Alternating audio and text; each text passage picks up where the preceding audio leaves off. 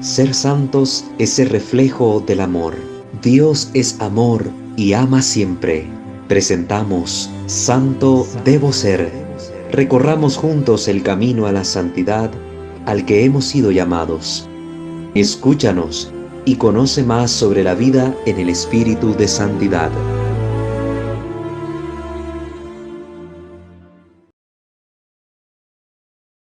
Hermanos, sean bienvenidos una vez más a una transmisión que llega a ustedes en esta semana a través de nuestro canal Santo Debo Ser para continuar nuestra formación en el ámbito de la espiritualidad católica.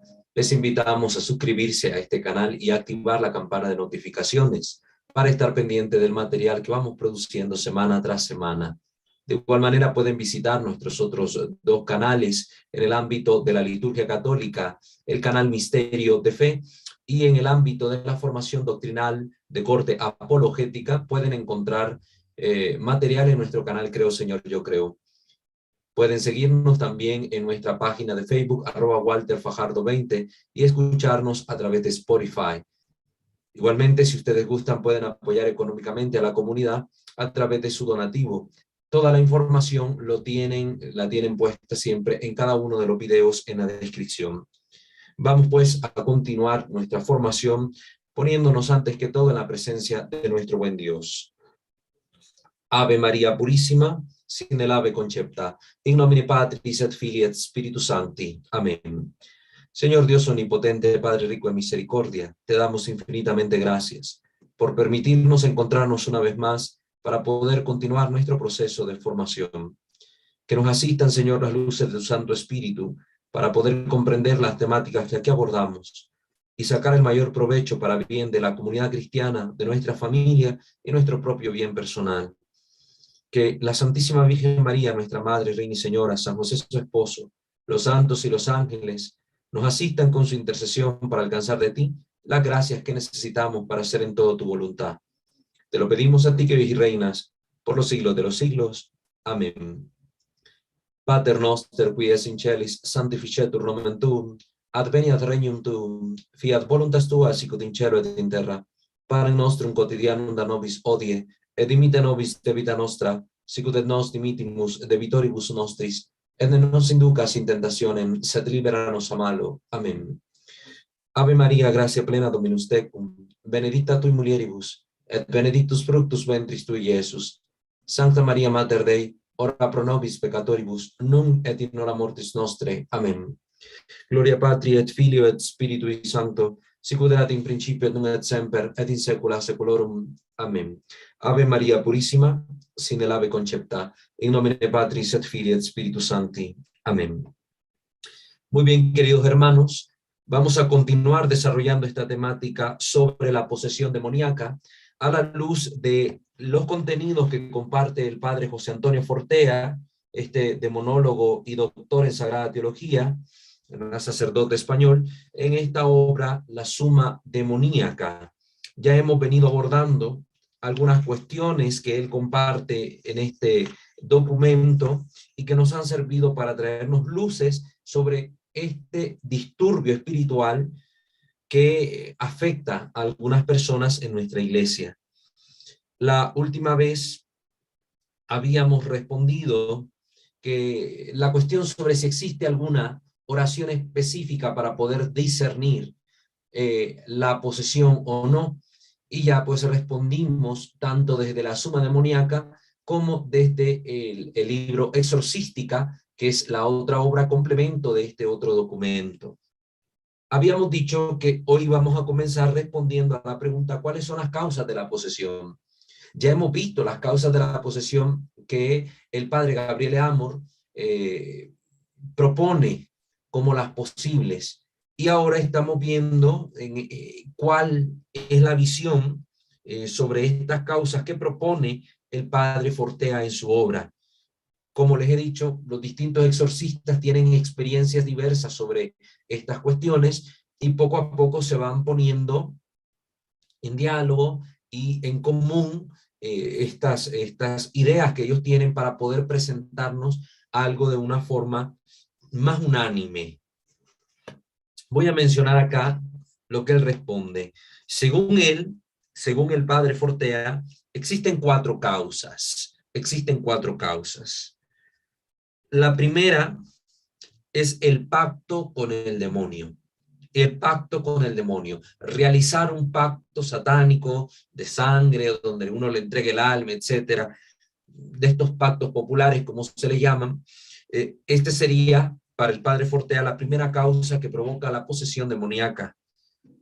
La segunda causa sería asistir a sesiones espiritistas, a cultos satánicos o ritos esotéricos. Ritos esotéricos.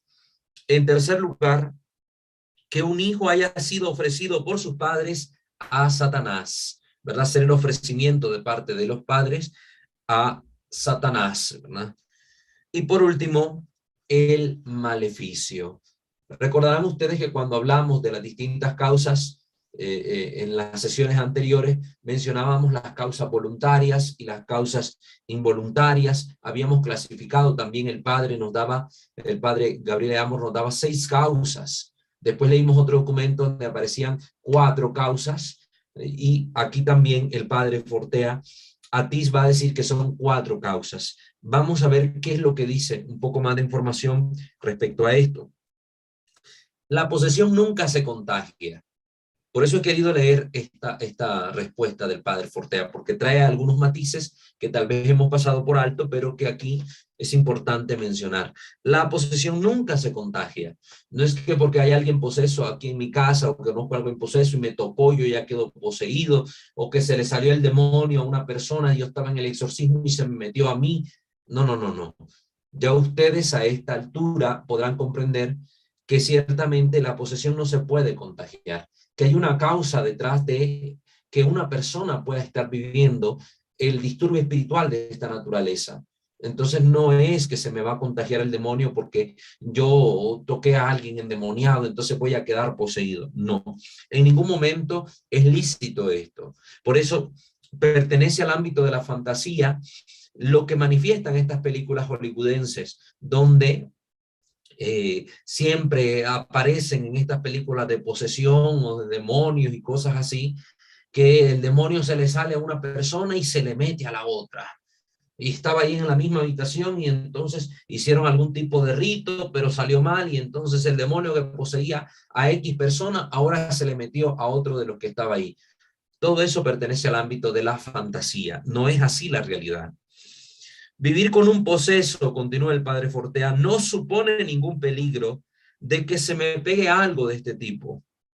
Como se ve, queda poseso el que abre una puerta al demonio en su vida. El que le da la bienvenida a Satanás a su vida, pues esa persona culpablemente va a quedar poseída. La gente piensa que los pecados provocan la posesión, pero no, hay que abrir expresamente una puerta al demonio para que entre. Una cosa es el pecado y otra cosa la posesión. Bueno, aquí tenemos que matizar bien esta respuesta, hay que aclararla a la luz de todo lo que ya hemos venido estudiando, de todo lo que le hemos presentado. Ciertamente el que yo cometa un pecado, recuerdan que existen distintos tipos de pecados.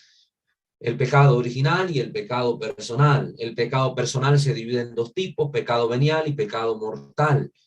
Cuando yo cometo un pecado, hiero mi relación con Dios, y si es pecado mortal, pues rompo totalmente esa relación con Dios y es un pecado que me lleva a la muerte espiritual, y que si muero en esta condición, pues a la muerte eterna. Ese es el pecado mortal. Pero siempre que me confiese, yo puedo regresar a esa amistad con Dios. Puedo restaurar la vida de la gracia en mi vida a través de este sacramento. Entonces, un pecado de suyo no significa que ya el demonio me va a poseer, pero hemos hecho la salvedad porque hemos leído ya en los otros documentos que si yo persevero de forma necia, pertinaz en un pecado, si yo me vuelvo un pecador empedernido y convierto cierta conducta en un vicio en mi vida, yo sí que me estoy predisponiendo para que el enemigo actúe a sus anchas en mi vida y pueda provocar distintos géneros de disturbios en mi vida, en mi vida cotidiana. Entonces, ojo acá, que lo que quiere hacer notar el padre Fortea es que el simple hecho de cometer un pecado no significa que el diablo me va a poseer, pero sí hay que hacer notar esto. Perseverar en estado de pecado grave sí me expone a una acción mayor del demonio en mi vida. Distintos tipos de vicios que nosotros podemos engendrar en nuestra vida por la práctica de malos hábitos de forma recurrente, sí me exponen a la acción demoníaca. De la misma manera que uno puede abrir la puerta al demonio, aunque no sea demasiado malo, así también uno puede ser muy malo y no quedar poseso. ¿Qué quiere decir esto? ¿Qué quiere decir esto? Hay personas que tal vez no tienen pecado gravísimo, que son muy buenas personas ante los ojos del mundo, etcétera, y los ojos de los demás, pero que tal vez por curiosidad se fueron a una sesión espiritista o se leyeron las manos o participaron de algún rito de tipo chamánico, pues estas personas sí que le están abriendo voluntariamente las puertas de su vida a Satanás, y ahí puede haber este tipo de situaciones, ¿no?, que causan tanto daño en la vida de los creyentes. Y también pues hace notar el Padre Fortea que hay gente que es muy mala, ciertamente, porque tiene una mala conducta, tiene malas actitudes y tiene ciertas situaciones de pecado, pero por el hecho de que esta persona sea mala, de suyo no quiere decir que esté poseída por el demonio. No, no lo podemos nosotros deducir de esta manera, ¿verdad? Siempre hay que tener presente los hechos que ya hemos dado. Tiene que haber una permisión divina para que alguien pueda quedar poseso. Es permitido por Dios que alguien quede poseído. Si no hay permisión divina, el demonio no puede actuar, porque el demonio, aunque tiene libertad, Dios no le da esta libertad para que nos haga daño. Tiene su libertad que le permite actuar como un ser racional que es, como un ser librevolente, pero no tiene esta libertad para dañar a sus anchas a quien él quiera, a como se le dé la gana. Entonces, la permisión divina en esto es importante. Puede parecer lógico que quede poseso el que voluntariamente haya abierto una puerta al demonio, pero puede parecer más extraño que alguien quede poseso por un maleficio, que es otra de las causas que el Padre ha atisbado a presentarnos como posibles ocasionantes de la posesión en una persona.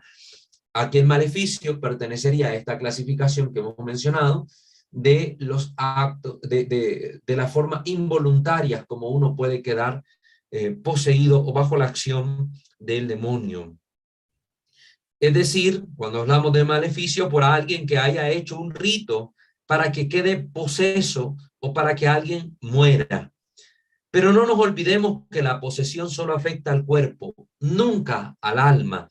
Aunque yo termine muriendo en este proceso de endemonización, al final de cuentas, si mi alma está en la gracia de Dios, pues yo me voy a terminar yendo al cielo, ¿verdad? Pasaré tal vez por el purgatorio, que es lo más probable, pero terminaré yendo al cielo, aunque mi cuerpo haya sido poseído por el demonio. No, pero si yo estoy en pecado mortal, alejado de la amistad con Dios, pues yo muriendo ni cerca del cielo voy a estar. Con lo cual, ¿verdad? Con lo cual, con esto que se ha afirmado que la posesión solo afecta al cuerpo y no al alma, no hay ningún problema respecto a la justicia divina, pues del mismo modo que alguien puede ir a la mafia para encargar la muerte de alguien, también Dios permite a veces este mal con respecto al cuerpo, el de la posesión, gente que va donde los brujos y les encarga realizar un maleficio. La posesión solo se producirá si Dios lo permite. No importa los ritos que se haga para que alguien muera o quede poseso. Si Dios no lo permite, nunca pasará nada. Y por supuesto, cuanta más vida espiritual y de oración lleve la persona, más protegida estará contra todas esas influencias del maligno.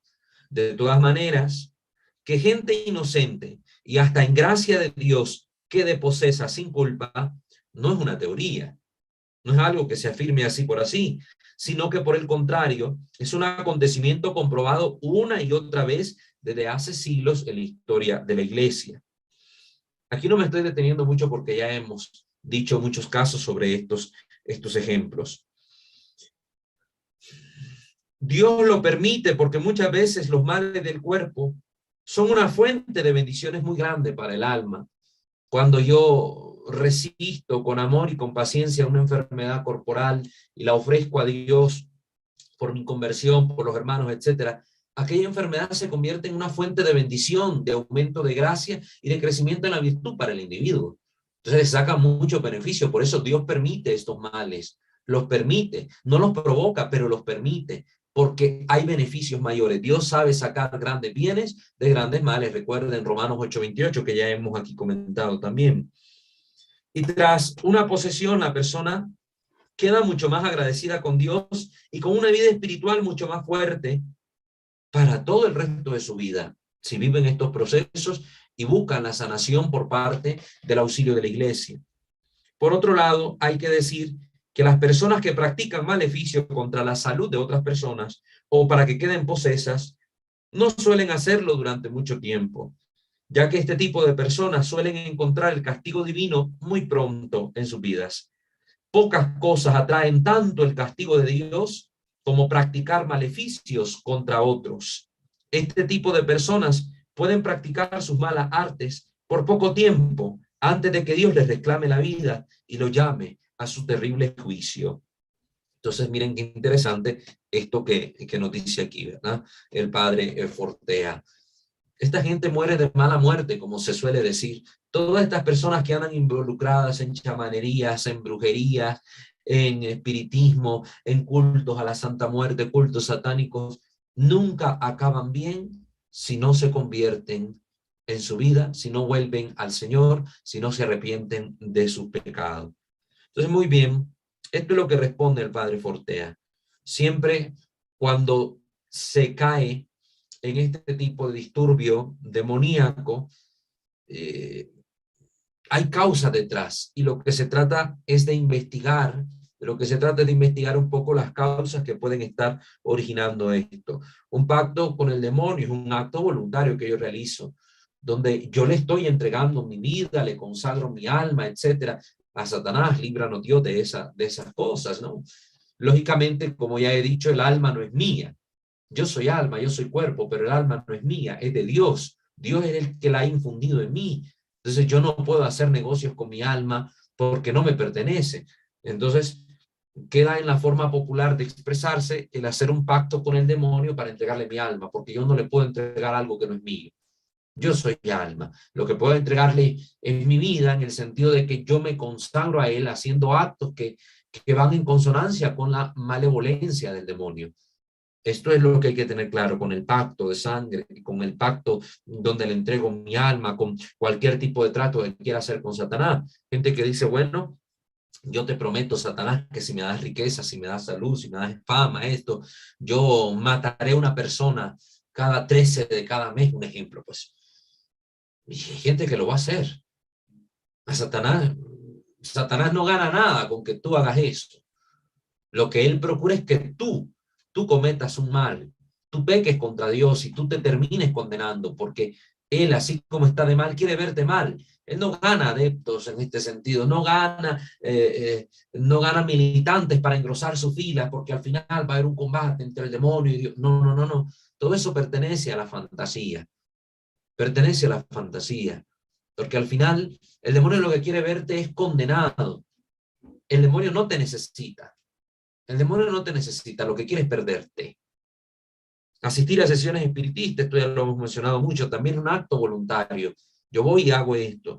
Que un hijo haya sido ofrecido por su madre, Satanás, por su padre. Recuerden que los padres tienen sobre los hijos una potestad, por la cual pueden incluso bendecir o maldecir a estos hijos, como lo revela la Escritura. Es una potestad que les ha dado Dios a los padres de familia. Entonces, que un padre bendiga a su hijo trae abundantes gracias y bendiciones para el resto de la historia de este hijo. Pero que un padre, una madre, maldiga a sus hijos o se los entregue al demonio voluntariamente, puede afectar también severamente la vida de estos hijos. Severamente. Y entonces aquí la iglesia tiene que orar y ayudarle a esta persona, y la persona de buscar también una vía de oración constante para poder sobrellevar esta prueba difícil que le va a tocar por toda su vida. Y por último, el maleficio. Esto del maleficio, como les he dicho, más adelante lo voy a desglosar lo más posible. Vamos a presentar testimonios y casos, ¿verdad? Para que analicemos bien el tema del maleficio. Siguiente pregunta. ¿Por qué posee el demonio a las personas? Ahora, respondiendo esto desde la óptica del padre Fortea, si el demonio sabe que poseer a alguien supone el riesgo de que al final esa posesión produzca bienes mayores para el alma de la persona, entonces, ¿por qué posee? Además, la posesión no supone un desenmascaramiento del demonio. No es que el demonio busque en estos días el hacer pasar porque no existe, el hacerle creer a la gente que no existe, que todo esto del demonio es una forma figurada de hablar. Al demonio le conviene no hacerse notar. ¿No le resultaría más provechoso al demonio mantenerse completamente oculto y trabajar desde la sombra para dañar la vida de las personas? Indudablemente al demonio le resulta más conveniente no poseer a nadie, pero posee por una única y simple razón: hacer sufrir. El demonio quiere vernos sufrir. Él es el ser más infeliz, más triste, más desdichado que existe. Y como él es tan triste, tan desdichado, tan infeliz, quiere vernos también en su misma condición, sufriendo. Él busca hacer sufrir y en la posesión puede hacerlo de un modo directo. La posesión a largo plazo supone un perjuicio para los planes del maligno, pues se descubre a sí mismo, pero a corto plazo obtiene el sufrimiento de la persona. Y el demonio no se resiste a obtener algo seguro aquí y ahora. Lo que se ha dicho antes acerca de por qué el demonio no se resistió a tentar al Hijo de Dios, bueno, esto lo comentó él en otra sección y ya hablamos de ella cuando tocamos el tema de la demonología, por qué el demonio tentó a Jesús. Lo que se dijo, respondiendo a esa pregunta, también es válido para esta materia. Resistir la tentación requiere virtud y no podemos pedir virtud al demonio. Por eso él busca siempre el beneficio aquí y ahora. La iglesia piensa a largo plazo, pero el demonio es impulsado por sus propias pasiones. Aunque parezca un contrasentido, el demonio es juguete de sus propias pasiones e impulsos que no puede controlar. El demonio es esclavo, no es un ser libre. Es esclavo de su mismo odio, es esclavo de sus propias pasiones, de sus propios gustos inclinados hacia lo malo. El demonio es un ser esclavizado a sí mismo, a su maldad. Un ser que no vive libre, por eso no es feliz, por eso no es dichoso. Y busca tentarnos, busca dañarnos, busca hacernos sufrir, porque recuerden aquello que les expliqué también como ser psicológico que es, que él tiene su propia psique, pues él sufre de este estado. Yo estoy mal, tú estás mal. ¿Sí? Él está mal y quiere hacer que todos estemos mal como él está. Entonces, esto tengámoslo en consideración. Entonces, esta es la razón que Atis va a presentarnos el padre Fortea, ¿por qué posee el demonio? Si sabiendo que, mostrando toda esta sintomatología que es ajena al orden natural, se desvela, se desenmascara su existencia, pues él lo hace simple y sencillamente por el gusto de hacernos sufrir. Es un ser malévolo, perverso y pervertidor, como ha dicho la iglesia. Continuemos. ¿Por qué Dios permite que existan estas posesiones? ¿Verdad? Para ir respondiendo en línea a todas estas interrogantes que versan sobre la misma materia. ¿Por qué Dios permite que existan estas posesiones? Aquí el Padre va a manifestar otras respuestas, además de las que ya hemos dado nosotros con los otros documentos, por qué Dios permite las posesiones. Aquí él va a decir, primero, porque se muestra la verdad de la religión católica. Muchas personas que son poseídas por el demonio y buscan esta solución al disturbio en las sectas protestantes o en otras religiones o por diversos ritos, no consiguen la liberación total de este mal.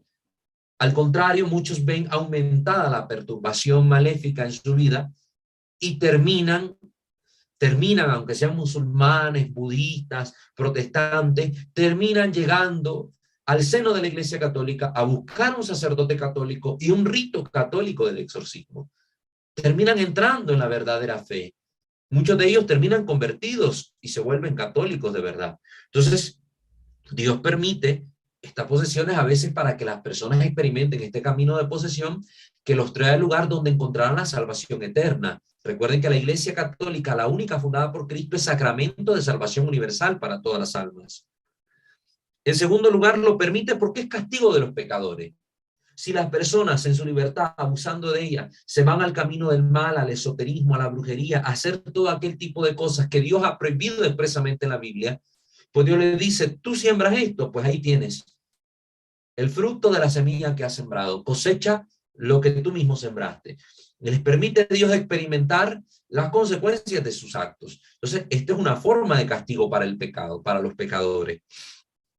En tercer lugar, porque la posesión es de provecho espiritual de los buenos. Hemos mencionado ya incluso santos que han sido poseídos por el demonio en algún momento de su vida, Santa Gema Galgani.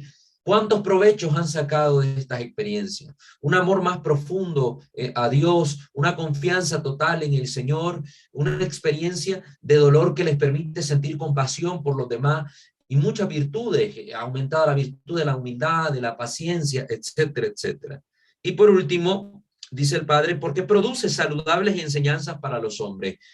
Cuando personas que tal vez eran incrédulas o personas poco creyentes, ven que alguien experimenta una posesión, alguien cercano a ellos, un amigo, un familiar, alguien que conocen, y son testigos en primer plano de estas circunstancias, quedan maravillados por el poder de Dios que libera a una persona de este sufrimiento. Quedan sorprendidos por toda esta sintomatología que muestran los endemoniados y se vuelve el mismo proceso de liberación y la misma vivencia de la posesión de estas personas se vuelve para ellos en una gran catequesis del amor, del poder, de la misericordia de Dios, una gran catequesis sobre la existencia del plano espiritual, que hay una vida después de la muerte, que hay unos seres espirituales, ángeles y demonios, que hay santos que interceden, etcétera. Entonces se vuelve una gran catequesis para las demás personas. Cuántos profesionales del ámbito de la salud se han convertido gracias a que han participado en alguno de estos exorcismos, como los psiquiatras que ya en algún momento ha mencionado el padre Amor que le asistían en sus exorcismos. Si Dios permite la enfermedad, continúa el padre Fortea, más razones tiene para permitir algo cuya existencia es una verdadera razón para creer en Dios. Un fenómeno en el que se compruebe el poder de Dios, el poder de Cristo y el poder de la Iglesia. La posesión es como una ventana abierta por la que podemos asomarnos al mundo de odio y sufrimiento de los demonios.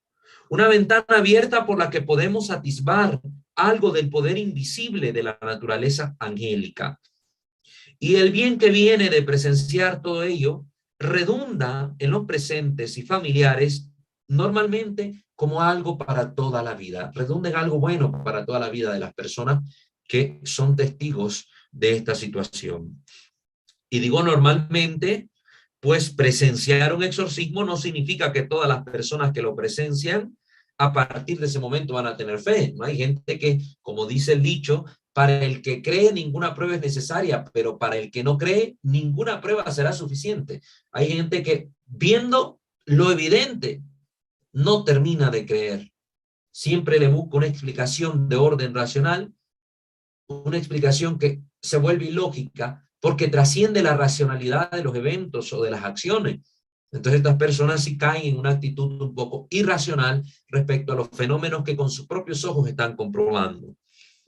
Hay quienes después de ser testigos de un exorcismo, todo lo achacan a causas naturales, enfermedades o al menos cosas desconocidas.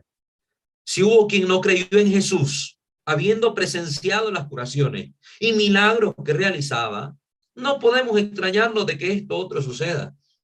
¿Cuánta gente no miró o cuánta gente miró el milagro de la multiplicación de los panes y los peces? ¿Cuánta gente miró resucitar a Lázaro? ¿Cuánta gente miró la resurrección del hijo de la viuda de Naín, que lo iban cargando para enterrarlo y ahí Jesús lo resucitó? ¿Cuánta gente vio todas estas cosas? Y aún así no creyeron en Jesús. ¿Por qué nos extraña que haya gente que viendo posesiones, que viendo exorcismos, no crean? No nos debe extrañar. Hay dureza en el corazón de la gente. Hemos de comprender que veamos lo que veamos, un milagro, un exorcismo, lo que sea, Lo que nos hace creer es la gracia de Dios. Recuerden que la fe es una virtud teologal infundida por el Espíritu Santo en el momento del bautismo, en el alma del creyente, queridos hermanos. Si libremente decidimos resistir a esa invitación interior e invisible, esa invitación de la gracia a creer, no importa que veamos la multiplicación de otros panes y otros peces, no vamos a creer. ¿Cuánta gente ha peregrinado para ver los milagros eucarísticos, como el milagro de Lanciano en Italia, que tiene más de 1000 años de la hostia haberse convertido en sangre y carne, y el cáliz en sangre y carne también, que ha visto todo el análisis científico que se ha hecho respecto a esto, y aún así no creen? ¿Cuánta gente? No hay peor ciego que el que no quiere ver, dice el dicho. Aunque se abrieran los cielos y Dios nos hablara desde lo alto entre las nubes, pensaríamos que se trata de una alucinación. No es lo que vemos, sino la gracia, la que enciende en el interior de nuestra alma inmortal la llama de la fe. Recuerden la definición de fe que hace la carta a los Hebreos 11:1. Vayan a leérsela, ¿verdad? 11:1. Muy bien. Siguiente pregunta a la que podemos responder en esta formación. En el Evangelio, ¿no podría ser la posesión un mero símbolo de la liberación del mal? En orden con esto que estamos diciendo de las personas que se resisten a creer o que buscan otro tipo de explicación que se ajuste a su manera de pensar, respondamos esta pregunta. Respondamos a esta pregunta. En el Evangelio no podría ser la posesión un mero símbolo de la liberación del mal.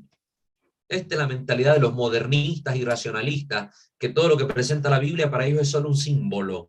No distinguen entre lo simbólico, entre lo que es signo, entre lo que es real, no distinguen.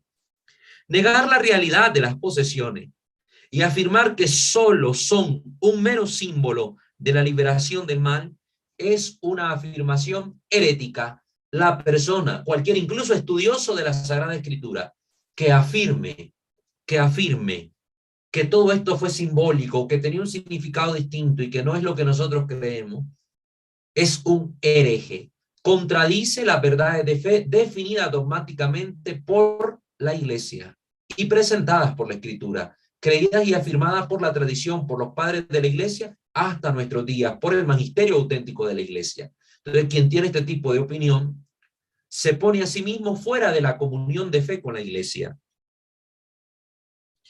Tal afirmación de que es un símbolo lo que Jesús hizo en los evangelios es contraria a la tradición constante de la Iglesia.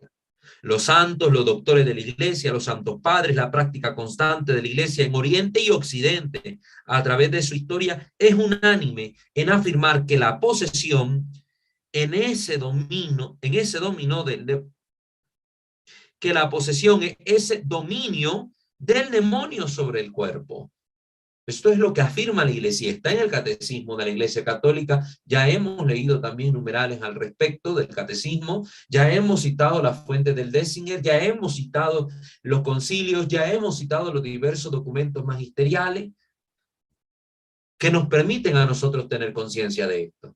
Alguien como el superior de los jesuitas que afirmó en su momento que el demonio no existía, es una persona que cometió una herejía en ese momento y que tuvo que retractarse y que gracias a Dios tuvo el valor de retractarse, aunque tal vez en su mente seguía creyendo que no, pero al menos para tranquilidad de los fieles pudo hacer este testimonio público de retractación de una opinión, de una afirmación que realizó que es contraria a la fe, siendo el superior de los jesuitas, para que miren qué mal a veces andamos en la iglesia. Los evangelios distinguen de forma muy clara entre una enfermedad y una posesión. La distinción entre ambas realidades nunca deja lugar a dudas en ningún evangelista. Siempre se deja claro que la posesión está causada por un ente maléfico espiritual. Y los evangelios son muy claros al afirmar cuando un acto de Jesús será realizado en orden a una sanación corporal, a una sanación provocada por un mal espiritual, y cuando algo era una posesión demoníaca, una endemonización que sufría alguien. Es un fenómeno el de la posesión, tan sui generis, tan particular, tan suyo, tan propio, que se usa un verbo especial cuando Jesús va a expulsar a esos demonios.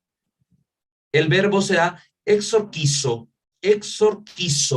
en griego, que significa conjurar, conjurar. Las personas no serán llamadas enfermas, sino daimonisomenoi, es decir, endemoniadas, que tienen un demonio. La posesión no se cura. En los evangelios no se habla de que se cura una posesión. Se habla de que se exorciza a la persona, que la persona es liberada, no sanada.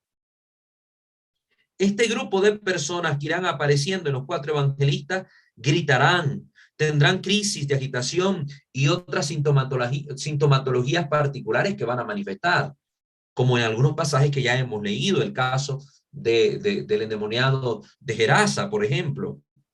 Jesús se dirigirá a esos demonios de forma imperativa. Cállate, sal fuera, vete, déjalo en paz, enmudece, dando órdenes sin mostrar compasión alguna. No diga, ay, por favor, vete, Satanás, déjalo en paz, demonio. No, no, no.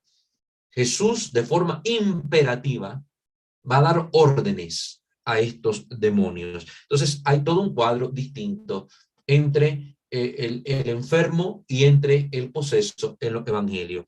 Entonces, aquí para nosotros, los que somos católicos, es una verdad de fe que debe ser creída, el hecho de la existencia del demonio, como lo definió el Cuarto Concilio Lateranense, y el hecho de que Jesús realizó verdaderamente exorcismos en los evangelios. Lo contrario es ponerse en una situación de herejía, contradecir al magisterio y las verdades de fe enseñadas por la Iglesia y tomar una actitud de necedad, como lo hacen los modernistas en la actualidad y aquellos que son hiperracionalistas. Continuemos. Hubo posesiones en la época del Antiguo Testamento. A ver, si en el Nuevo Testamento ya miramos todos estos casos,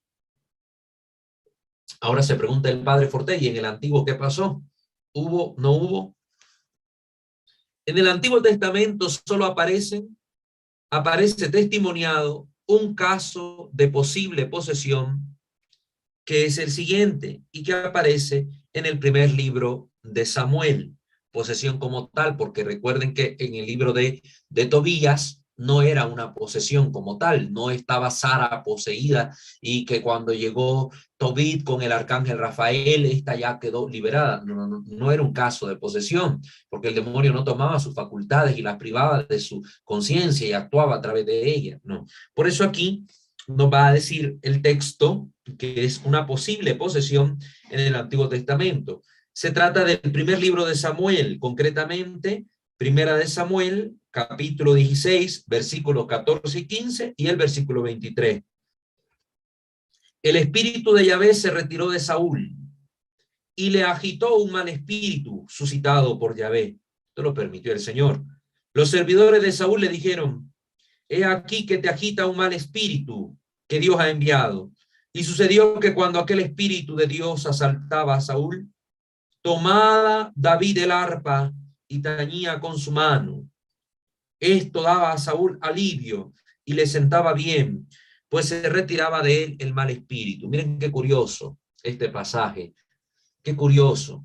Dios permitió que este espíritu actuara en Saúl. Y dice que David con su arpa y tañendo la arpa y la flauta y cantando alabanzas a Dios, porque pues en ese momento se tocaban los instrumentos para Dios, se alababa a Dios, había un sentido sacro de la música en Israel. Entonces el demonio era ahuyentado y tenía calma Saúl. Este texto parece un testimonio de posesión, pues se habla de un mal espíritu que agita a Saúl, que lo asalta y que adelante incluso se dice que se apoderaba de él. Esto aparece en Primera de Samuel, capítulo 18, versículo 10, donde se afirma que un espíritu malo de Dios, pues los demonios al final son ángeles de Dios que se han demonizado, por eso esta forma de expresarse de la Biblia, un espíritu malo de Dios se apoderó de Saúl, el cual se puso arrebatado en medio de la casa. Y Saúl blandió la lanza pensando, clavaré a David en la pared. Entonces, este rey que era un ungido de Dios quería matar al otro rey ungido de Dios, porque aunque David fue ungido estando aún en vida a Saúl, David empezó a gobernar Israel hasta después de la muerte de Saúl, pero Saúl tenía gran envidia por David, y este demonio que lo poseía que le metía estas ideas, una especie de obsesión demoníaca, el querer matar a David, y en varias ocasiones nos va a decir el texto de Samuel que Saúl buscó cómo matar a David.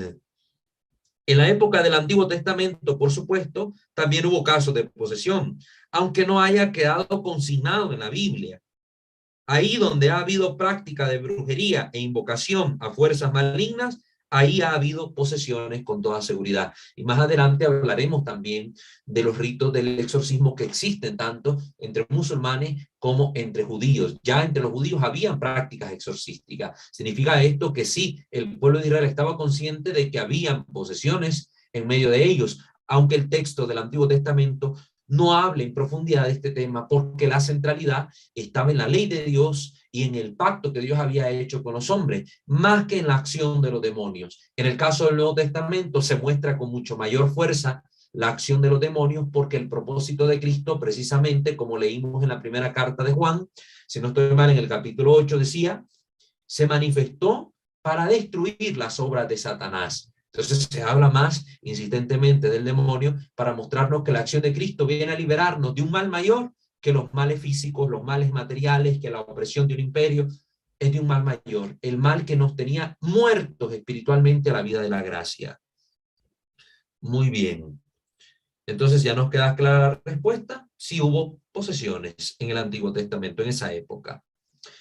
¿Por qué ahora hay menos casos de posesión que en la época del Evangelio? Alguien podría preguntarse eso. ¿Por qué si tantas posesiones salieron en el tiempo de Jesús, por qué ahora no se miran tantas? Responde el padre Fortea. Es frecuente oír que después de que Cristo derramó su sangre en el Calvario, el poder del diablo sobre el mundo quedó quebrantado. Sobre todo esto lo dicen muchos los protestantes. Y que por eso hoy hay en estos días menos casos de posesión. Bien, se trata de una afirmación bastante difícil de probar, esto que se dice, porque ni de una época ni de otra poseemos una estadística alguna, no. Recuerden que incluso el Evangelio de Juan termina diciendo que muchas otras cosas hizo Jesús que no quedaron escritas, Entonces, no tenemos una lista estadística de cuántas posesiones hubieron en tiempo de Jesús y a cuántos exorcizó y liberó del poder de los demonios. No quedó ningún registro de esta naturaleza. Quedaron algunos testimonios que sirven como evidencia y prueba para nosotros los creyentes. Tampoco en esta época se lleva un censo con una estadística de cuántos están poseídos por el demonio. No. El mismo padre Gabriel Amor, que había realizado, digo que en un momento terminó perdiendo la cuenta. No supo cuántos exorcismos llevaba realizados. De todas maneras, era infinidad los ritos de la edad antigua en los que se invocaban a espíritus y dioses de un modo que era casi a una sesión espiritista, lo cual favorecía la posesión. De ahí que es evidente que fuera más frecuente la posesión en la Babilonia pagana que en la Europa cristiana de la época de Carlomagno. No fue la redención de Cristo, sino la extensión de la iglesia y el abandono de este tipo de ritos invocativos de espíritus malignos, lo que causaron que la posesión fuera algo verdaderamente excepcional, es decir, que el número de casos disminuyera. Lógicamente los continentes se estaban convirtiendo al cristianismo, la gente practicaba religiosamente su fe, entonces estos casos disminuyeron grandísimamente. Porque aunque Cristo nos haya redimido, si se invoca a los demonios, se producen posesiones. Aunque yo esté bautizado, si invoco al diablo, voy a terminar quedando poseído con el pasar del tiempo. Por eso, no es el hecho de la redención lo que ha disminuido el número de los posesos, sino la erradicación de esas prácticas de conjuración de fuerzas malignas al implantarse el cristianismo. Por eso, en su momento, el cristianismo, por medio de la Santa Inquisición, inquirite, investigación, investigaba a este tipo de personas que practicaban el mal y las sometía a juicio. para erradicar ese mal de en medio de las comunidades cristianas. Así como se buscaba erradicar los malos ejemplos, las malas conductas, los malos vicios que se practicaban. Hay que tener una visión histórica de los acontecimientos para entenderlo y recordar que, por ejemplo, la Inquisición protestante en este sentido sí fue más agresiva. Por ejemplo, la Inquisición de los puritanos, que a cualquiera que se le acusara de brujería la mataban simple y sencillamente porque buscaban erradicar también este mal de una forma total e inmediata. La Inquisición protestante en Inglaterra, otro caso, fue tremendamente reacia o recia, mejor dicho, contra estas personas de las cuales se sospechaba brujería. Entonces, de la Inquisición hay que estudiar muy bien el tema para poder comprenderlo y sobre todo a la luz de los acontecimientos históricos, comprendiendo desde la historia por qué las cosas se hicieron como se hicieron. Y también purificando los datos que se tienen, porque hay mucha leyenda negra que circula por la red para tratar de mostrar un rostro desfigurado de la misión evangélica de la iglesia cristiana, de nuestra iglesia, donde se alteran las cifras para decir la iglesia peor que el holocausto de los nazis contra los judíos. Mentira, vayan a estudiar historia, documentense, confronten las fuentes y se van a dar cuenta de la verdad. Por ustedes mismos pueden llegar a la conclusión adecuada. Siguiente. ¿Qué tipos de demonios aparecen en las posesiones? Pregunta el padre Fortea. ¿Qué tipo de demonios aparecen en las posesiones? Hay dos grandes tipos de demonios que provocan la posesión. Ya vimos algo de esto, aquí solo lo mencionamos, ¿verdad? Solo mencionamos los clausis y los aperti, que ya hemos citado en la sesión pasada. Los demonios clausi hacen que el poseso cierre los ojos al entrar en trance y bajo los párpados los ojos están en blanco. Los demonios llamados aperti provocan una posesión en cuyos trances el poseso está con los ojos abiertos, mirando con furia y odio y hablando de forma locuaz. Los aperti son locuaces y violentos y hay que sujetarlos entre varios de los presentes. Los clausi, en cambio, solo gritarán al cabo de un rato y siempre sin abrir los ojos. Los clausis, al cabo de un rato de oraciones, hablan, pero otros están completamente mudos. Entran en trance, pero no dicen nada.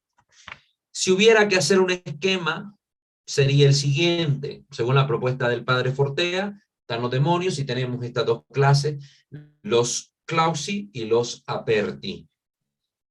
Los aperti son siempre locuaces, siempre están ahí manifestándose agresivos, violentos, pero los clausis hay de dos tipos, los que hablan, ¿verdad? Los que están en trance están con los ojos cerrados, pero hablan, y los que son mudos, que por completo no dicen ni una palabra. Aunque sean distintos tipos de demonios, el modo de proceder al comienzo será el mismo, sean el tipo que sean. Después ya se irá viendo qué es lo que atormenta a cada uno de un modo más específico y se insistirá en ello durante el exorcismo. Lo vamos a ver cuando estudiemos el exorcismo como tal. A veces hay demonios que les atormenta más que se lea la escritura en pasajes determinados. Hay otros que les atormenta más el cántico, ¿verdad? Las oraciones cantadas a modo de alabanza, etcétera, etcétera. Y los demonios abditi, en realidad no son un tipo distinto de demonios, sino demonios ocultos, lo que hemos dicho, los demonios ocultos. Una vez que se manifiesten, se manifestarán como demonios clausis o aperti.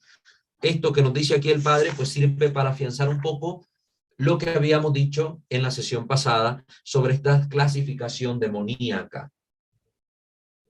Recuerden que esta clasificación no pertenece a la tradición de la iglesia o al magisterio de la iglesia como tal.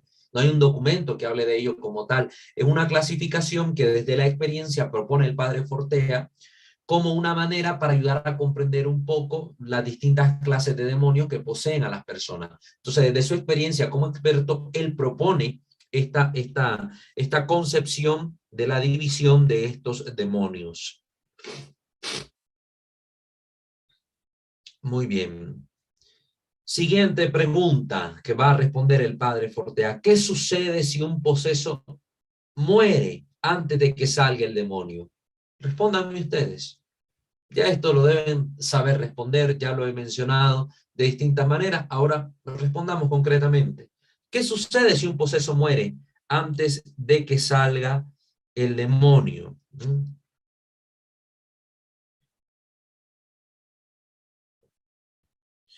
Mucha gente cree que si muere estando poseso, la persona se irá al infierno.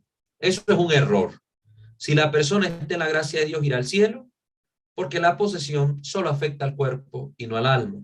Y muerta la persona, el demonio sale y no entra en otra de las que esté ahí a la orilla, porque no es una enfermedad contagiosa. La posesión no es una enfermedad, no es una enfermedad. Finalmente, aquí responde otra pregunta el padre Fortea, que es debatible, ¿verdad? Vamos a encontrar opiniones diferentes entre los exorcistas. Escuchemos lo que dice él. La pregunta es la siguiente: si pueden las almas de los condenados poseer a las personas. Una persona que murió y que fue condenada al infierno, ¿puede poseer a alguien? Ahora escuchemos la opinión de él. Según el padre Fortea, sí. En mi opinión, las almas de los condenados pueden poseer exactamente igual que un demonio. Algunos posesos en trance insisten durante las sesiones de exorcismo en que no son demonios, sino difuntos. La pregunta que se hacen algunos exorcistas es si no estarán mintiendo, y por eso esta es una cuestión debatida entre los exorcistas. De hecho, la opinión general de la mayoría de los exorcistas es que no son difuntos los que poseen, difuntos condenados, sino que siempre son demonios. Sin embargo, va a decir aquí el padre Fortea, hay que tener en cuenta que por más que se les ordene en el nombre de Jesús que digan la verdad, no ceden en esta afirmación. Cederán en todo, besarán la cruz, alabarán a Dios, bendecirán a la Virgen, etcétera, pero no cederán en la afirmación, no cederán en la afirmación inicial de que no son demonios, sino personas humanas condenadas al infierno. Si obedecen en todo, pero se mantienen firmes solo en tal afirmación, para el padre Fortea es un indicio más que razonable para creer en que dicen la verdad. Esto según la opinión de él, ¿verdad? Y no es solo opinión de él, también el padre Gabriele Amor decía algo sobre esto. De hecho, hay un testimonio que él tiene en su obra, Relatos de un exorcista. Yo mantengo aquí mi biblioteca de todos estos libros de demonología. Vamos a ver aquí Relatos de un exorcista. Aquí tengo un nuevo Relatos de un exorcista. Y aquí tengo el otro libro, permítanme. Narraciones de un exorcista, aquí lo tengo también. Aparece un testimonio de esto relatado por el padre Gabriele Amor. Yo creo que con esto vamos a ir terminando.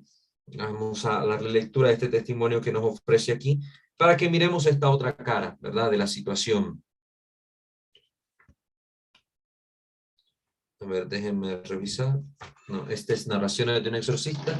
En el otro libro, Nuevos Relatos de un exorcista. Este está acá. En el otro libro va a decir lo siguiente: un problema al que solo hago alusión, dice el padre Gabriele Amor, porque merecería un libro completo, y es el problema de las presencias, así le llama el padre Gabriele Amor.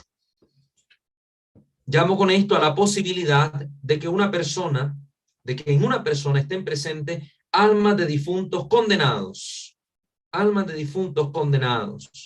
personas muertas de forma violenta o repentina, familiares o extraños de la propia familia que estarían en esta condición de condenación, lógicamente.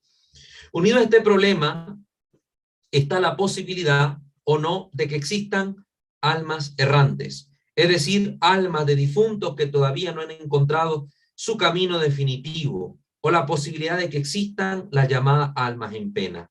Desde la teología sabemos que el magisterio seguro de la Iglesia es que uno, al morir, enfrenta el juicio particular. Cerrando yo los ojos de este mundo, enfrento mi juicio particular. Y ahí Dios dicta sentencia al alma. Si alcanzó la justificación, la gracia, el cielo, o si, pues, la condenación. Lógicamente, algunos, el purgatorio. la gran mayoría, diría yo. Entonces aquí el padre presenta algunos planteamientos que se han hecho exorcistas a lo largo de su ministerio. Digo rápidamente que se trata de problemas abiertos, dice el padre Gabriel Amor, que quisiera que los teólogos estudiaran y profundizaran con base en los datos de la Sagrada Escritura y del Magisterio y también en la experiencia de los santos. Por la revelación conocemos informaciones seguras. Tenemos una única vida en la cual decidimos nuestro horizonte eterno. Nosotros no creemos en la reencarnación, sino en la resurrección. Y sabemos que todos resucitarán, pero unos para la resurrección de la gloria y otros para la resurrección del tormento eterno, como lo dice la Escritura. Sabemos también que las almas de los difuntos, después de la muerte, van inmediatamente al infierno, al paraíso o al purgatorio. Es una verdad claramente contenida en la Escritura, tanto que fue formalmente definida como dogma por dos concilios ecuménicos. Esto lo definió la Iglesia, no es invento de un padrecito, no es invento mío, no es que los padres de antes eran exagerados y los padres de ahora ya están en sintonía con lo moderno, con lo enseñado por el Concilio Vaticano II. No, un concilio no puede contradecir a otro concilio. No puede haber estas contradicciones. No puede.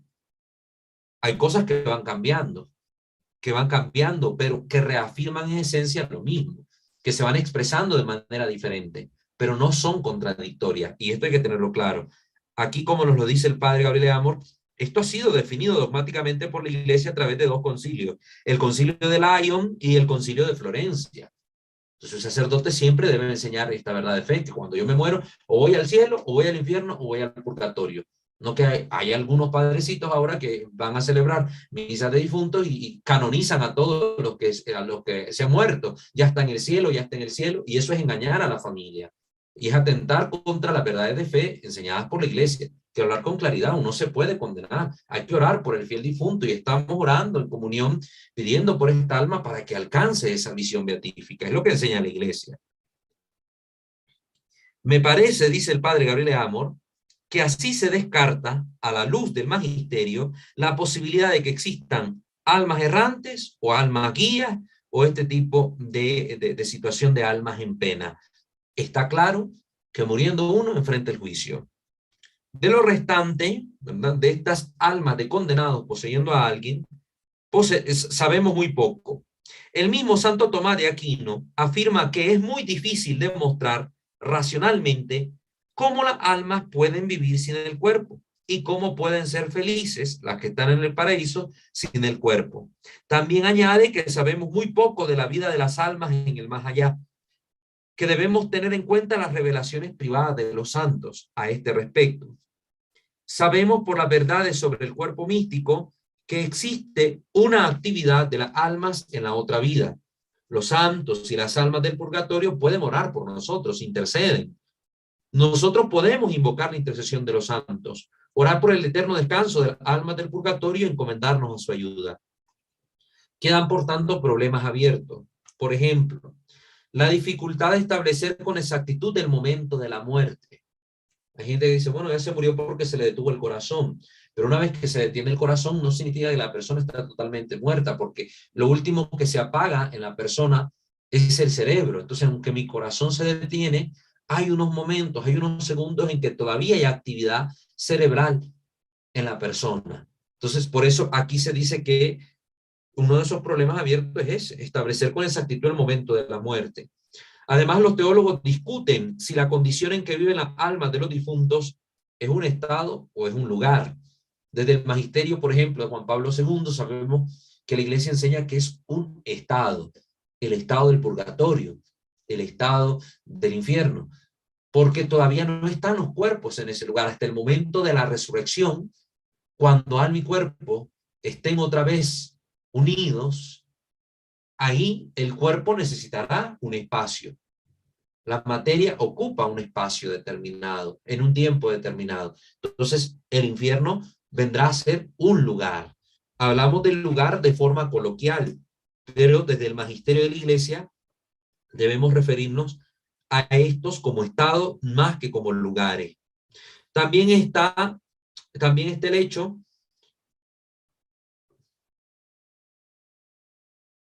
bueno, más bien dice acá, pero digamos expeditamente que el ritual en sus normas introductorias pone en guardia al exorcista sobre los distintos disfraces del demonio. En el número 14, en el ritual de estas normas introductorias, afirma que no hay que creerle cuando quieren hacerse pasar por almas de santos, de difuntos, o hacerse pasar por un ángel bueno. El demonio se disfraza de ángel de luz, dice la Escritura. Entonces, por eso es que en el consenso general de los exorcistas, lo que yo he leído de los exorcistas que pertenecen a la Asociación Internacional de Exorcistas, es precisamente descartar que aquello que posea una persona sea el alma de un difunto condenado. Y es más bien una manera en que el demonio quiere disfrazar su presencia. Y por eso, ¿cómo se actúa en esos casos? Se sigue el ritual del exorcismo. No se varían las oraciones, se sigue orando para que Dios libere a aquella persona que está siendo poseída por un espíritu maligno. Aquí va a compartir otra parte de su experiencia y dice, me limito a decir que interrogando a varios exorcistas, he tenido distintas respuestas según la experiencia personal que cada uno de ellos ha tenido respecto a este fenómeno de la posesión de difuntos condenados. En cuanto a dar explicaciones, todos son muy prudentes. Por ejemplo, tanto el padre Lagroix, un famoso exorcista, como el padre Ernetti, avanzan en posibles soluciones, incluso de índole simplemente natural, sin ninguna pretensión de resolver la cuestión. A mi entender, es necesaria una profundización sobre la condición de las almas después de la muerte, teniendo en cuenta las definiciones conciliares ya citadas, pero sin limitarnos a ellas. Por ejemplo, un santo exorcista, el obispo de San Geminiano, patrono de Módena, que vivió allá por el 310 al 392, contemporáneo de San Ambrosio de Milán y San Agustín de Hipona, tuvo que afrontar tales casos. Entonces aquí lo que plantea es precisamente que se vea esto como un teologúmeno, es decir, como una propuesta teológica que debe ser profundizada y desarrollada para comprenderla mejor, pero sin que se tenga una respuesta exacta en este momento. Tal vez en años posteriores la Iglesia ya nos permitirá desde el magisterio tener una respuesta taxativa y clara sobre el asunto, dando una definición dogmática, por ejemplo, sobre esta cuestión.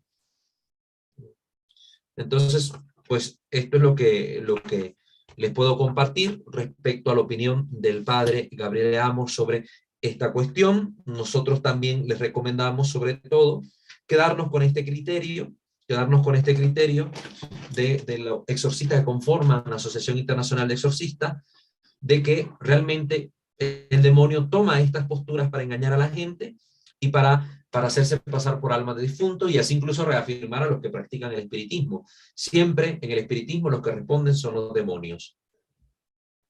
Quiero robarle un par de minutos más para responder 3 preguntitas cortas y cerrar con esto el bloque de preguntas y respuestas a la luz de la suma demoníaca, para que la próxima sesión abordemos otro contenido importante. Pregunta sencilla: ¿puede un poseso matarse? ¿Alguien que está poseído por el demonio se puede matar, se puede quitar la vida? Dado que el demonio toma posesión de un cuerpo y puede moverlo y hablar a través de él, muchas personas se preguntan si en tal estado se podría llegar a matar a un individuo. La experiencia demuestra que el poseso en estado de trance puede hacer muchas cosas: quedarse quieto con los ojos en blanco, convulsionarse, gritar, pero normalmente no suele hacer cosas contra sí mismo o incluso contra otros, por la sencilla razón de que Dios no se lo permite. El demonio que posee quiere hacer todo el mal que pueda, pero Dios con su voluntad pone límites que él no puede traspasar. El demonio no puede traspasar esos límites. De todas maneras, si el poseso tiene un espíritu que se le llama de suicidio, que suele hablarse así en estos términos, entonces sí que existe un peligro real de que en ese estado de trance el demonio le impulse a tirarse desde una ventana o clavarse algo, etc. Los posesos que están poseídos de esta clase de demonios deben ser vigilados y los permisos episcopales para proceder a su exorcismo deben tramitarse con mayor urgencia. ¿Qué es lo que sucede acá? Por ejemplo, en el caso de una obsesión demoníaca, el demonio puede meter este pensamiento de forma obsesiva, compulsiva, de quitarse la vida el individuo. El demonio no lo va a matar como tal, pero va a llevarle a una situación de desesperación, de angustia tal, que como suele suceder con personas que no están poseídas, pero que viven estas situaciones extremas, tengan esta tendencia a quitarse la vida. Esto sí puede darse. Hay una tendencia a quitarse la vida. El demonio empuja a esto. También recordemos que el Evangelio nos narra aquel pasaje del joven que fue llevado a exorcizar ante Jesús por parte de su papá, porque el demonio lo tiraba contra el fuego o contra el agua para que esta persona también se hiciera daño. Entonces, son casos muy particulares. Pueden darse, sí, pero como regla general, el demonio no le causa daño físico a la misma persona que posee, así de que digamos para provocarle la muerte, porque sí puede causar otro tipo de manifestaciones abusando del cuerpo de la persona, ¿verdad? Ya vimos la vejación sexual, ya vimos que puede contorsionar el cuerpo, ya hemos visto que puede mostrar escarificaciones sangrientas en el cuerpo de las personas. Esto sí que lo puede hacer el demonio, pero por regla general no es que lo va a poseer para matar al individuo, ¿no? Porque una vez, como dice un dicho, muerto el perro se acaba la rabia, si termina matando al individuo como tal, se acabaría la posesión y el daño que está ejerciendo sobre esta persona. ¿Puede un poseso matar? Sería la siguiente pregunta que deviene de la anterior. Aunque algunos posesos en estado de trance pueden mostrarse agresivos contra alguien en concreto, especialmente contra el sacerdote exorcista, es muy raro que puedan hacer algún tipo de daño. La experiencia demuestra que el poseso grita contra alguien, le puede mirar con odio o poner las manos como garras o cosas por el estilo, incluso escupirle a alguien. Pero es muy raro que trate de golpearle como tal o de agredirle con algo. Se muestra violento, se muestra agitado por lo general, pero no busca como tal golpear a alguien. Hay situaciones donde sí se va a mostrar este género de violencia, donde un demonio tal vez va a manifestarse más agresivo, pero por lo general no. Los exorcismos van a transcurrir como normalmente transcurren. Hay muchos videos incluso del padre Gabriel Amor en la web que ustedes pueden ver en YouTube. Hay un documental incluso en Netflix del padre Gabriel Amor y habla de sus exorcismos. Pueden ahí escucharlo a él dando testimonio sobre lo que vivía.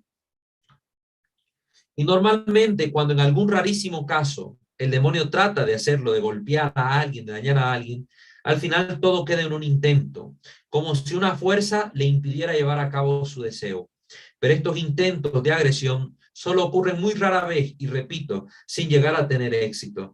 Yo tuve la oportunidad, gracias a Dios, de participar en varios exorcismos y esto lo pude notar, ¿verdad? Aunque el demonio agitaba a la persona, miraba con odio, gritaba con odio, pero ciertamente no podía causarle daño a los que estaban ahí presentes con el sacerdote exorcista y con quienes lo asistíamos. Por último, ya como una duda final, los asesinos en serie que cometen crímenes horribles están poseídos por el demonio. Mucha gente sencilla se pregunta si determinados asesinos en serie que cometen crímenes espantosos, horribles y casi impensables no estarían en realidad posesos. La respuesta es sencilla. Unos son meros enfermos mentales y algunos puede que estuviesen posesos. Otros no están ni enfermos ni posesos.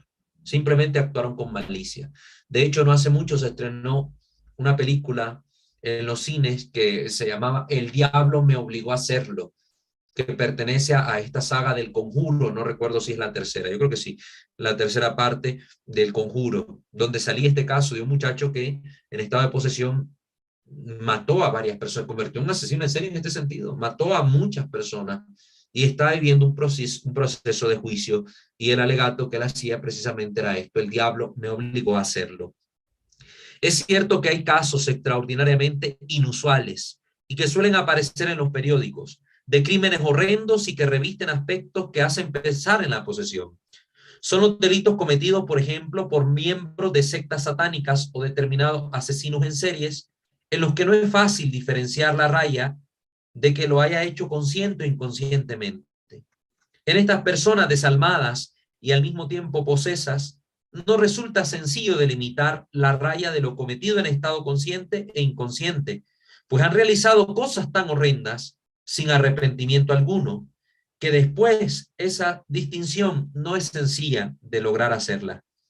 Normalmente las descripciones de este tipo de casos suelen hablar de que el hecho horrendo comenzó de forma consciente y de que poco a poco el agresor parecía entrar en un frenesí en el que ya no parecía tener dominio de sus actos. Y esto va pasando. Yo he leído testimonios de asesinos en series que van narrando su proceso, su desarrollo en este actuar, y relatan cómo con el primer asesinato sufrían terriblemente, tenían pesadillas, etcétera. Con el segundo asesinato esto fue disminuyendo, con el tercero, ya con el cuarto, con el quinto asesinato, ya no sentían remordimiento alguno, ya no les daba nada, no les causaba ni la mínima cosquilla en el corazón el clavarle un cuchillo o desmembrar a una persona. Ya perdían esa sensibilidad, ese tacto. Son crímenes cometidos por personas ya verdaderamente malignas, en estado consciente y al mismo tiempo posesas incluso.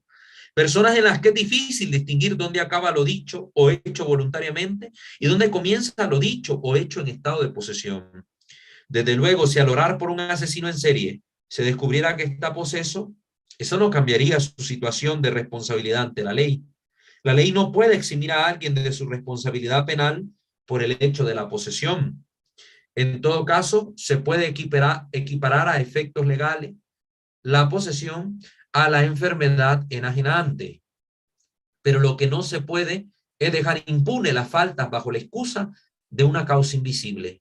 Introducir tal eximente supondría una inseguridad jurídica inaceptable que ningún legislador cuerdo podría aceptar como tal.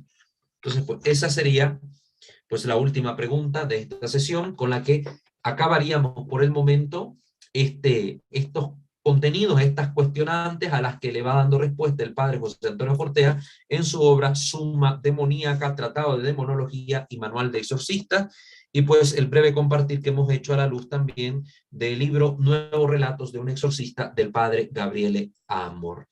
Les invitamos a suscribirse a este canal, activar la campana de notificaciones para estar pendiente del material que producimos semana tras semana, poder también suscribirse a nuestros otros dos canales, Misterio de Fe en el ámbito de la liturgia, Creo Señor, yo creo en el ámbito doctrinal, seguirnos en Facebook como @WalterFajardo20, escuchar nuestro podcast en Spotify y también pues colaborar con esta comunidad. Toda la información aparece siempre en la descripción de los videos. Muy bien, ahora les toca a ustedes. Vamos al momento del compartir con la comunidad. Si alguno de los que está en vivo en YouTube conectado tiene algún interrogante, quiere comentar algo, quiere enviar sus saludos, pues en la caja de comentarios lo escribe y le damos lectura. Y pues las personas que están conectadas en Zoom pueden encender sus micrófonos para participar en el directo, pues manifestando sus inquietudes. Recuerden, por favor, mencionarnos su nombre y el lugar de procedencia desde el cual nos están escribiendo para ir conociendo pues mejor a la comunidad. Naivi, si hay alguna pregunta en YouTube, por favor, déle lectura. Sí, Andrea Garro, buenas noches hermanitos desde Costa Rica. Muchas gracias por todo lo que nos enseñas. Padre Walter, ¿crees que es una gracia para perseverar y llegar al santo abandono? Al santo abandono, eso de parte de nosotros, nuestro espíritu y alma se unen en nuestra obediencia. Permítame, hermana Naivi, hermana Rosario Esquivel, por favor, está compartiendo su pantalla, si puede darle finalizar a eso para que podamos seguir con la intervención de los hermanos. Por favor, hermana Naivi, dele lectura nuevamente al comentario de la hermana Andrea Garro, desde Costa Rica. Sí, dice, Padre Walter, creer es una gracia para perseverar y llegar al santo abandono, eso de parte de nosotros. Nuestro espíritu y alma se unen en nuestra obediencia.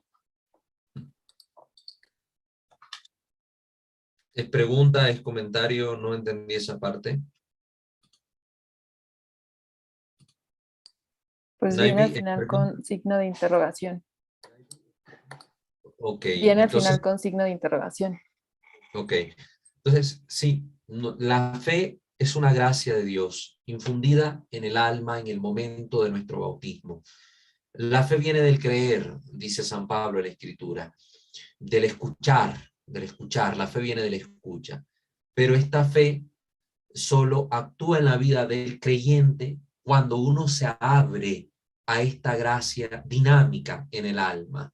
Entonces, si nosotros no nos abrimos a la gracia, pues al final la fe no va a actuar como una virtud teologal en nuestra vida, como esta virtus, este poder, esta fuerza que nos lleva a creer todo aquello que el Señor nos revela. Entonces, no es el hecho de creer como que yo soy consciente de algo y lo acepto, sino como la gracia particular que me permite a mí abrirme a estos misterios de Dios que son revelados por Él.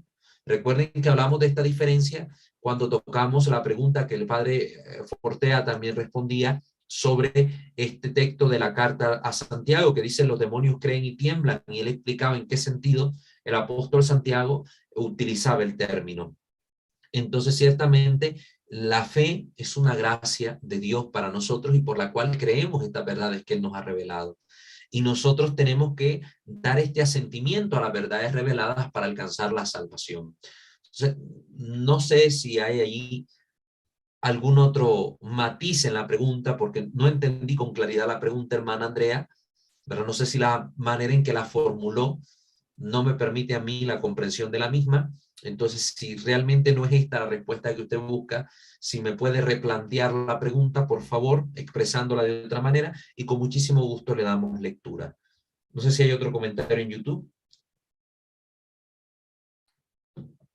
Sí, los demás son comentarios de Elizabeth Mendoza. Buenas noches a todos. La fe es la certeza de lo que no se puede ver. Hebreos, 11.1. Dios le bendice abundantemente, hermano.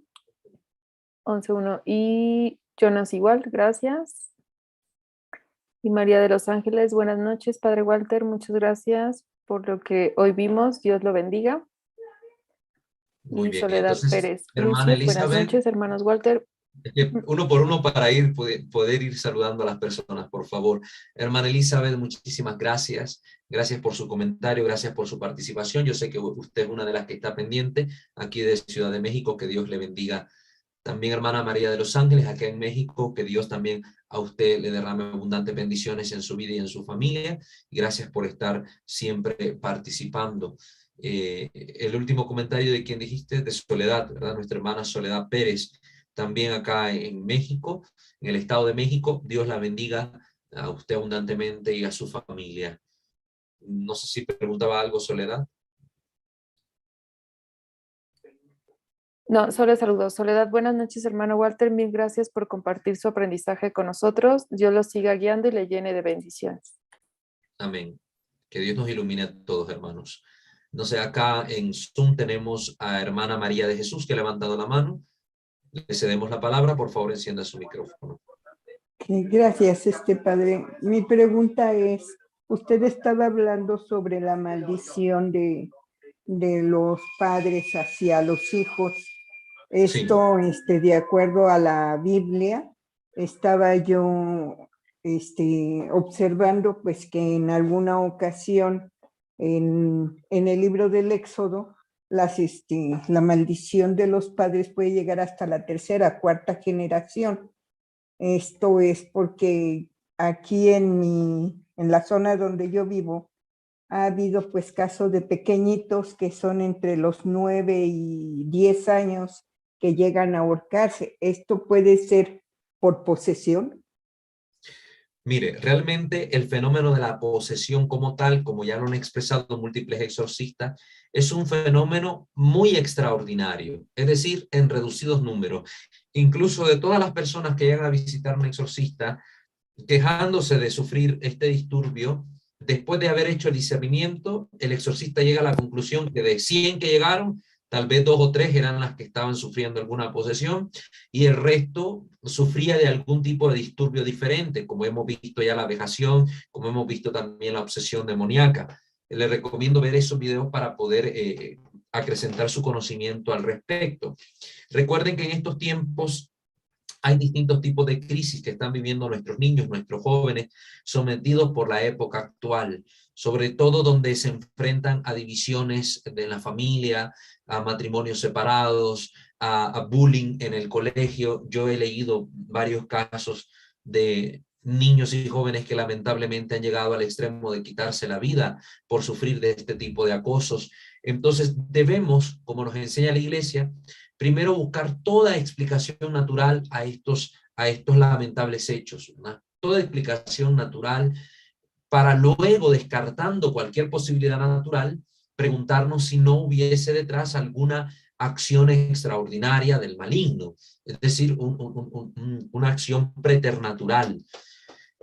No podemos decir de primas a primeras, sin analizar el caso, sin conocer la situación, que se debió a que el demonio actuó o que estaba maldito este niño, la mamá lo había ofrecido al demonio y por eso se mató. No.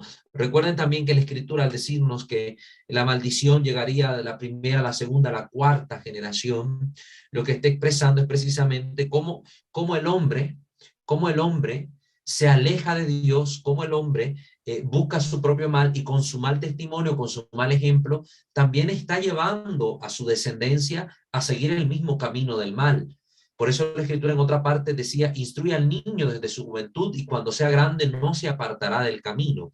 Entonces, no podemos tener esta mentalidad protestante de la famosa sanación del árbol intergeneracional, porque es que mi abuelo era brujo, entonces yo que soy su nieto ahora soy brujo, o heredé algo malo y entonces tengo que sanarme de esto malo que yo tengo, porque mi abuelo era brujo, entonces estoy cargando con su pecado. No, esto no es católico. Recuerden que se originó en el protestantismo este tipo de mentalidad. El Señor aclara a través del profeta Jeremías que el padre carga con su pecado y dará cuenta de su pecado, pero que al hijo no le va a imputar el pecado del padre. Esto lo aclara la Escritura misma. Entonces, también en la situación de las maldiciones, sí, un padre puede maldecir a su hijo, y su hijo puede sufrir estas consecuencias y puede maldecir a los hijos de los hijos, es decir, a los nietos. Puede lanzar esta maldición para que se perpetúe en la familia. Pero recuerden que todo esto está condicionado por la permisión divina. Dios no es un ser malévolo que va a estar permitiendo que sin motivo razonable esto acontezca en la vida de los fieles. Entonces el fiel que se sienta perturbado por algún tipo de estas situaciones, especialmente si llega a conocer que la causa de su mal es realmente esta, como abundan los testimonios que da el padre Gabriel Amor en su libro Nuevos Relatos de un exorcista, donde padres y madres maldicen a sus hijos. Entonces, ¿qué debe hacer la persona? Buscar la gracia de Dios, buscar la gracia de Dios, estar en gracia y vivir en gracia, que la gracia siempre es como una coraza que nos protege contra todas estas cosas. Entonces yo no puedo decir ni achacar mis problemas actuales a que mi padre me ha maldecido y por eso entonces estoy en desgracia para toda la vida. No, porque al final el amor de Dios, la gracia de Dios, la misericordia de Dios es mayor que la maldición que este padre ha realizado sobre mí. Y Dios le pedirá grandes cuentas a ese papá que maldijo a su hijo, como escuchábamos al padre Fortea diciendo que Dios, la justicia divina, se hace sentir y castiga a aquellas personas que practican maldiciones contra otros. Entonces, aquí tenemos que abandonarnos y confiar en Dios.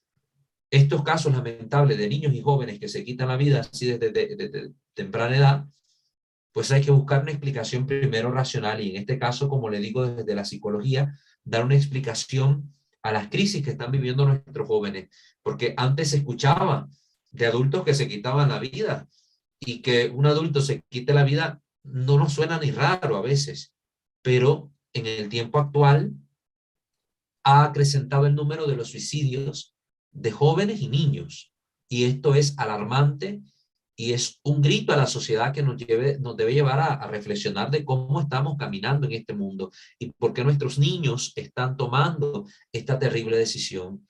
No solo es deber de los padres, sino también de la sociedad misma, ver cómo estamos contribuyendo para el bien o el mal de nuestros niños y nuestros jóvenes. Entonces, antes de echarle la culpa al diablo, tenemos que ver cuál es nuestro papel en todo esto, como seres humanos, como cristianos, como iglesia, como sociedad.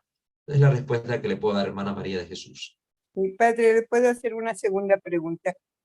La Dígame. otra pregunta es precisamente porque en la casa de un familiar, se escuchan y los mismos familiares dicen, hemos visto a un niño que acompaña, que sale, que mueve cosas. ¿Eso puede ser, alguna posesión?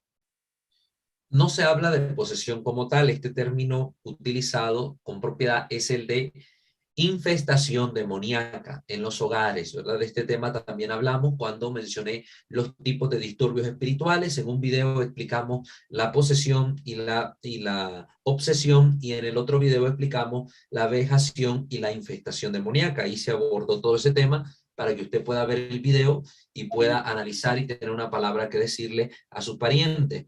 Si el fenómeno no es experimentado únicamente por un individuo, sino por varios, incluso por personas ajenas a la familia, ahí hay algo que está aconteciendo y que sí llama la atención. Si fuera una sola persona, pues tal vez está alucinando o fue en un momento que estaba alcoholizado o drogado y vio algo, pero si estando en sus cabales, mira estas cosas y otras personas son testigos también de estos sucesos y están viendo que se mueven objetos y que están sucediendo cosas extrañas, pues hay que orar por el hogar, hay que ir donde el sacerdote exorcista, presentarle el caso, ver qué es lo que requiere la casa.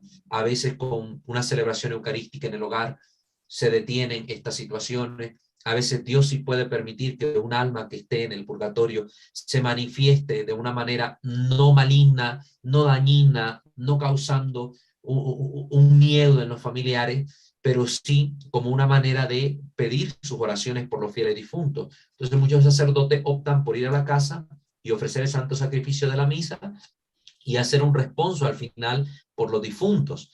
Y siempre invitando a la familia a volver al estado de gracia, porque mucha gente cree que la bendición del sacerdote es magia. Llegó el Padre, echó agua bendita y ya todo se detuvo. No.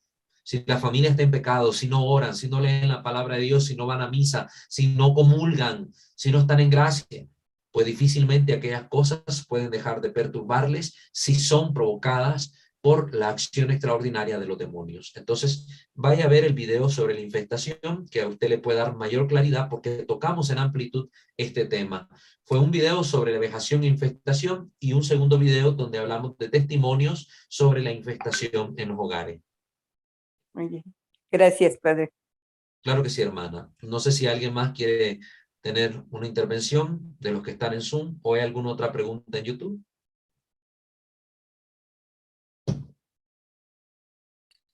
No, en YouTube ya no hay preguntas. Muy bien, en YouTube ya no hay preguntas. En Zoom, ¿alguien más quiere intervenir? ¿Quiere decir algo?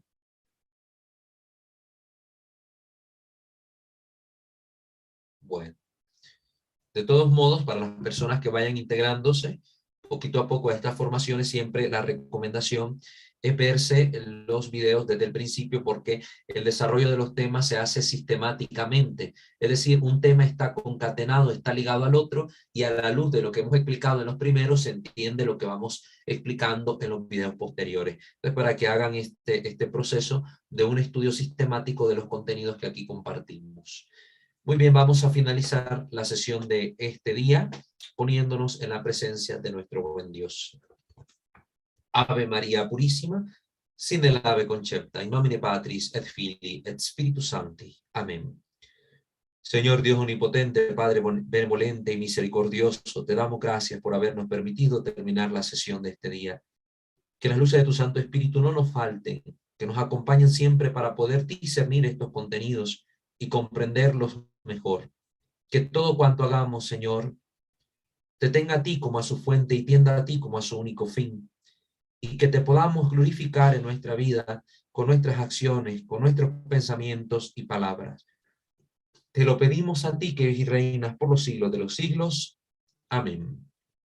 Subtum presidium confugimus Santa Dei Genetrix, nostra deprecationes ne despicias in necessitatibus, sed a periculis cunti libera nos semper, o Virgo gloriosa et benedicta. Amén. Sante Micael Arcangele, defendenos in prelio, contra nequis insides diaboli esto presidium, impere dili Deus supplices deprecamur, tuque prince milice celestis, Satanam aliosque spiritus malignos, cuia perditionem animarum pervagantur in mundo, divina virtute in infernum detrude. Amén.